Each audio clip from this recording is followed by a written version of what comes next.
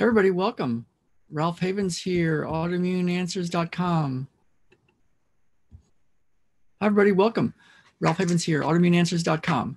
And this morning's session is called Healing Kids Now. Now, I've got Baden's eagle here. He loves it. You should hear how he says the word eagle. And, you know, I live in the United States of America, and we're supposed to have some freedoms here. So I want to talk a little bit about that, but also about making decisions and healing your kids and helping your kids stay healthy and that sort of thing. And, you know, when Ben was born, Ben is almost 7.5 now. And when he was born, he, the midwife, we had 2 midwives at the house in San Diego, and Ben was born in our living room on a beautiful Persian rug. And as he was being born, the midwife told me to get the phone. And it was to like punch in 911 and just don't hit send, but be ready. And because there were some things that were not quite what she wanted to see. And I didn't know. I just thought I had never been to a live birth, and Ben came out, and I was so happy. And he came out, and they started putting a little respirator thing on him, and then he was breathing okay and everything. But I looked at the other midwife, and she had this look of almost horror on her face, kind of like scared. And for the next few minutes, the question was, they asked us, do we want to transport to the hospital, which was 5 minutes away. You could walk there in 5 minutes. Actually, you could see it from our front door. And we're like, what's going on? And I guess, you know, Ben was doing this gasping thing. Every once in a while, he would just gasp for air. And he looked like he was in distress every few seconds or so, a couple of times a minute. And so they finally stayed with us for another, I guess she was born about 4:30 in the afternoon. He stayed with us until midnight. And they're like, okay, you guys can stay with him. He can stay here, but we're going to check with you guys the next morning. And it was the scariest night of my life. We didn't sleep, and we were up, and we had no idea about some things. We thought, you know, you don't want to sleep with your baby because you might roll over and suffocate him. So Ben was in a little bassinet next to our bed, and we had our hand over on him. Crazy, you know? We should have just had him in bed, but there we were. And the next morning, the midwife came. One of the midwives, the other one was at a birth or something, and our Jen's parents and our aunt were there, and they thought everything was fine. It was just a normal check-in on the baby thing, but no, it was they were concerned. So they came, and he was still doing that gasping thing, and they said, you got to go to a pediatric doctor right now. So we told the parents, hey, we got to go to the doctor, have everything checked out. They still thought everything was fine. And so we dressed him up. I was so scared, and he was so cute, but I was so worried about him. So we went to this pediatrician that we had never met, and she looked at him, and she said, you guys got to go to the Children's Hospital, the NICU, neonatal intensive care, right now. I'm going to call them. They're going to expect you. You won't even have to sign any paperwork, no insurance stuff. Just get in there now. And they're like, golly. So that's when I called Jen's parents and told them what was going on. Totally distraught, of course.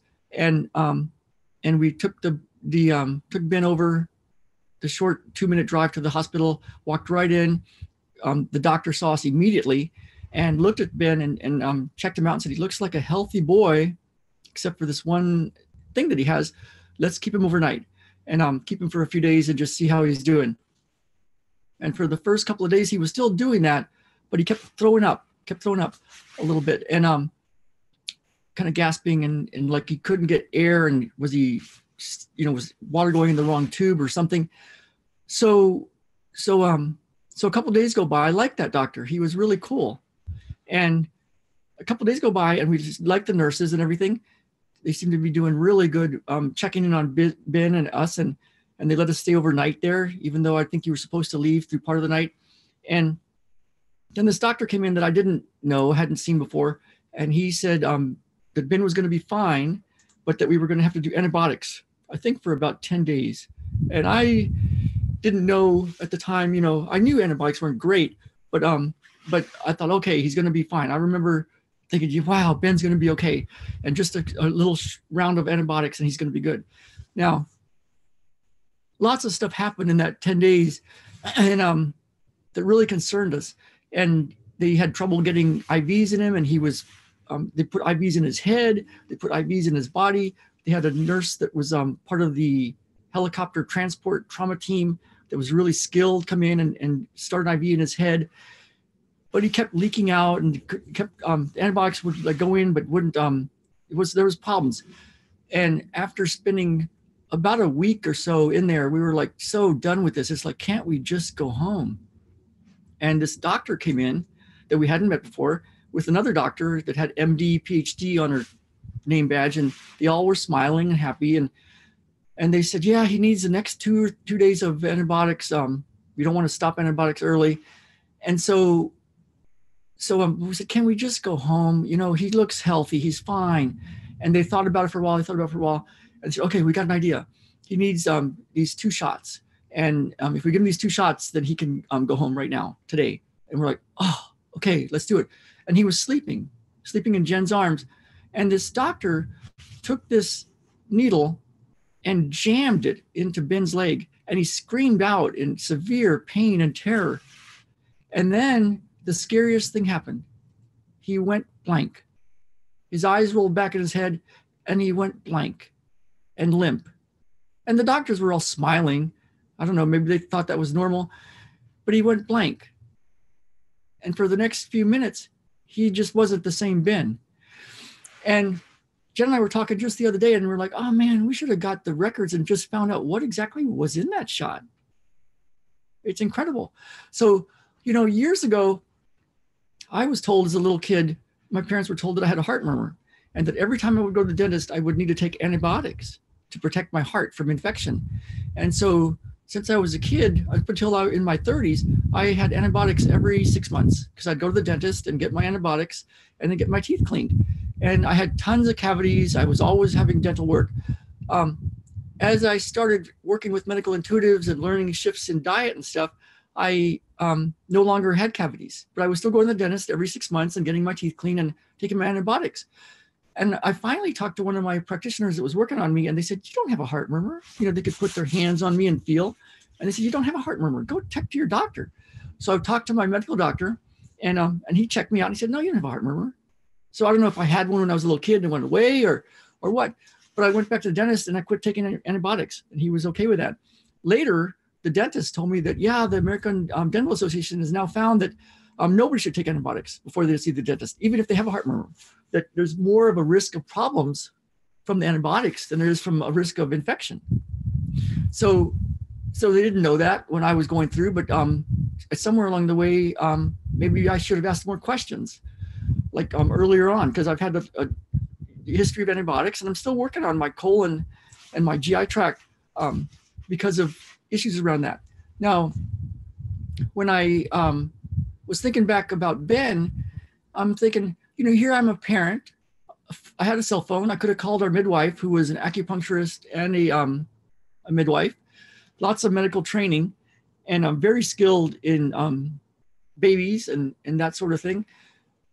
And I could have called her, and it's like, how come I didn't call my midwife before they said you need antibiotics? Like, could we have waited an extra day? I don't know. They did all the tests, they did the x-rays, the scans, they could find nothing wrong. No cultures were growing, no bugs were growing. He was looking normal, just a little regurgitation and a little gasping. And a day after the antibiotics started, he quit the gasping. And would he have stopped gasping without him? I don't know. But could I have asked more questions? I think I could have. And before they jabbed him with that who knows what in his leg, and Jen wouldn't let him give him the second shot. She said, we're leaving. We're gone. We're leaving. Because for a few minutes, Ben was gone.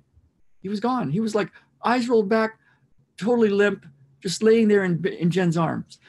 And so maybe then it would have been good to ask, hey, what's in this shot? What is it? What is it you want to give him? And can I read the product insert?